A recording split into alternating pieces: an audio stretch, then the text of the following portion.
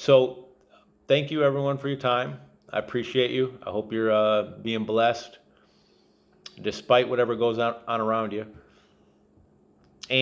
But I want to take a second to talk about Bible prophecy and specifically the length of the peace treaty and how this goes forward. So Bible prophecy teaches that at some point there's I believe, a rapture of the church, but for sure the Antichrist will rule the earth, the entire earth. Revelation 13 tells us he'll have a 10-nation conglomerate. Revelation 17:12 tells us that he works with initially to come to power. But they have their arms reach into the whole earth. They end up ruling the whole earth. And he initiates a mark of the beast. In Revelation 13:16 through 18, you see that it's some sort of mark in the right hand or the forehead that you can't even, purchases will be restricted without it at some point. And that's when you know it's the mark of the beast. And then Jesus will return as tribulation, and there's going to be meteors, there's going to be wars going on. It's going to get really, really bad, and then Jesus will return, judge the nations, and the Antichrist will be destroyed.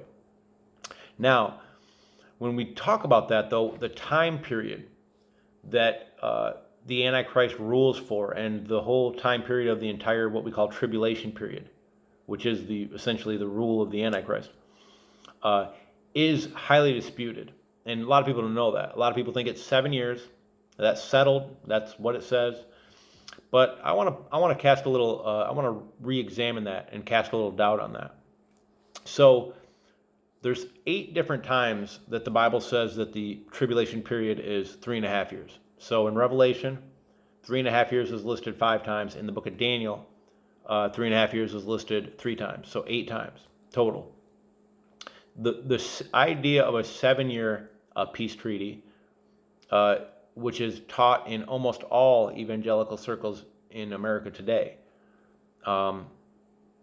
it's an idea that comes from one verse, and that's in Daniel chapter 9:27. And I want to take a quick look at that because there are at least three that I know of, alternate understandings of that verse.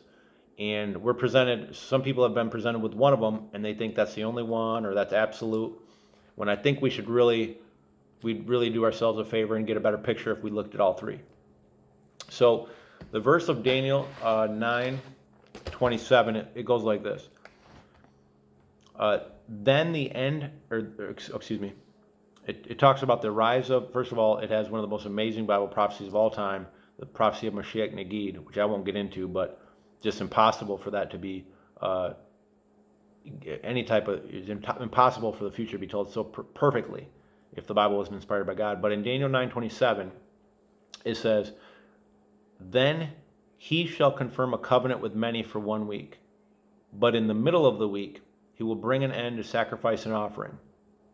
And then it talks about the Antichrist having his reign until the end of time there. So this verse, the verse before that, in Daniel 9:26a, is talking about Jesus, and in Daniel 9:26b is talking about the Antichrist, and that's virtually not disputed by really anybody. But when you see Daniel chapter 9:27, there's a lot of dispute over who it is referring to in Daniel 9:27a, and again, there's usually a consensus about who it's referring to in Daniel 9:27b.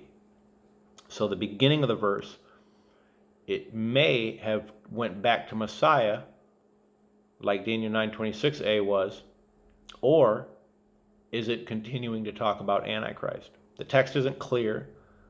In the Hebrew and the Aramaic, it's not 100% clear, and scholars that really know the language well disagree on this. So the main interpretation that you're going to be taught is this, that Antichrist, will confirm a covenant with many for 1 week. And a week here is, in Hebrew, that word will often be used for a week of years or 7 years, and that's what it's talking about here. So it's saying he will confirm a covenant with many for 7 years, okay? But in the middle of the 7 years, he'll bring an end to sacrifice and offering. So what most evangelicals would say is that the Antichrist makes a covenant with many for 7 years, and most evangelicals say that it has to be Israel. Now you'll notice that this text does not say that it involves Israel or the Jews. We know that they play a huge role in the end times, based on tons of prophecies, but it does not say here or anywhere that the Antichrist has a covenant with Israel. However, that's just apparently assumed as true. And then in the middle of the 7 years, so in other words, they say that what will happen is the Antichrist will come forward, he'll have a peace solution, and he'll prosper the economy of the world during this time of economic hardship. Now, by the way, this interpretation isn't, I'm not saying it's for sure wrong. I'm saying it shouldn't be treated as absolute. We should look at the other possibilities. So then they say the Antichrist will create this peace treaty with Israel and the surrounding nations for 7 years. And in the middle of that, after 3.5 years of this peace, this false peace, he will then break his own peace treaty, go into a rebuilt temple that was rebuilt in Israel on the Temple Mount, and he will stop the Israelites and the Jews from sacrificing, and he will instead say, hey, no, I am God, I'm here, and I am actually physically God in the flesh. Everyone's going to bow to me now. So that's the most taught evangelical understanding of this passage. However, that may not be what the text is saying. So I want to take a look at this very carefully and take a look at the two other explanations for this text. So one of the other explanations of this text is that it goes back to Messiah. And there are scholars that argue that it does imply that it's Messiah here and that it fits the text better. And here's how that would read. Then Jesus confirms a covenant with many for 7 years. Many meaning here, according to this interpretation, that it's not just, the Jews that get saved, but that all the nations can now get saved. Okay? So that's how they would explain the covenant for many.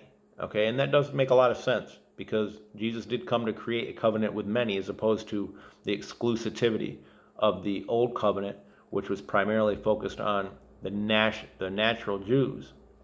Now, ever since the new covenant, it spread to the whole world. So then in the middle of the week, so after 3.5 years of ministry, according to this understanding, which is about the length of Jesus' ministry, is very close to 3.5 years. And there's some dispute there of the exact, how long it is exactly, but you're not going to get many people thinking it's much longer than 4 years, and 3 years is kind of the bottom of where what you'll think people will say it is. So 3.5 years is pretty close to what his ministry was. And then after that 3.5 years, he brings an end to sacrifice and offering because he is the perfect sacrifice and offering. Okay? So that's actually a very widely held, historically speaking, interpretation of this text. That's not just like something that, just because you haven't heard it, you can look up the Matthew Henry commentary, the Barnes commentary. You can look at those up on BibleHub.com for free, and you'll see that those views are very widely held. Okay? Now, there's another understanding of this text that is a little less widely held, but could make a lot of sense as well. Now, this one posits that there is, in fact, it is the Antichrist having this treaty, but it's not necessarily a public treaty, and it doesn't involve Israel. Okay? Now, this idea is that the nations and the treaty in Revelation 17:12, it talks about the Antichrist trying to destroy Mystery Babylon, which I believe is probably America, and I think they're working on it now. But it says that they had maybe a secret meeting, those 10 nations did, in the middle of that meeting, the Antichrist, which is involved in this secret meeting that he already has behind closed doors, comes forward and begins to take control of the entire world. Okay? Now, that theory would point out that, again, that it doesn't say anywhere that there is a covenant with Israel, so it doesn't have to be Israel. It could very well be Revelation 1712, that treaty that we're talking about there. And it also, for the strength of that argument, it points out that there is no New Testament text from Paul when he's warning about to the church in Thessalonica how they thought that they missed. He thought they might have missed the rapture, and they're in the middle of the day of the Lord, or the time of judgment, time of Jacob's trouble, because of all the persecution they were going through. He doesn't warn them. He doesn't say, well, just remember that there's supposed to be a peace treaty with Israel, and when you see that peace treaty, then you have 3.5 years of peace, and then the tribulation. Jesus doesn't say that either. And if that's true, and that's a blatant fact, it seems like it's a big thing to omit. In other words, all you have to really look for is this peace treaty involving Israel, and then you have 3.5 years from that day to when the tribulation starts. So that is a big strength of this theory, and of course that would also be a strength of the second theory. But the most common understood among dispensationalists view today in America, I think, has a lot of very glaring weaknesses, including that if it is true that the Antichrist creates a treaty with Israel, which is a huge if, why didn't Paul or Jesus or Peter or anybody point out, hey, this is what you have to watch for. When you see this happen, then you know. It's just never mentioned that way.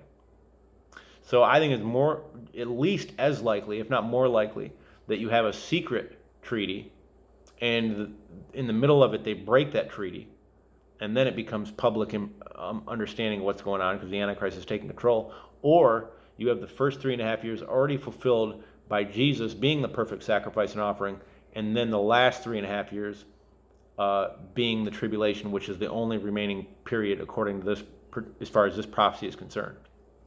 And again, remember, Revelation 5 different times says that the tribulation period is 3.5 years, and the book of Daniel 3 times says 3.5 years. So you have 8 total references to a 3.5 year tribulation, and one reference total to a 7-year tribulation. Here it is, and it certainly doesn't prove anywhere in this text that there's a peace treaty with Israel and the surrounding nations, and it's a public treaty at all. So that's my report. You decide. And for a little further postulation, I think that if the third theory is right, that it's a secret treaty with those 10 nations, then I think it's very possible, in fact, more than likely, that treaty has already been formed, and that we're actually probably coming near to the 3.5 year marker where the Antichrist takes control sometime soon. Anyway, thanks for watching.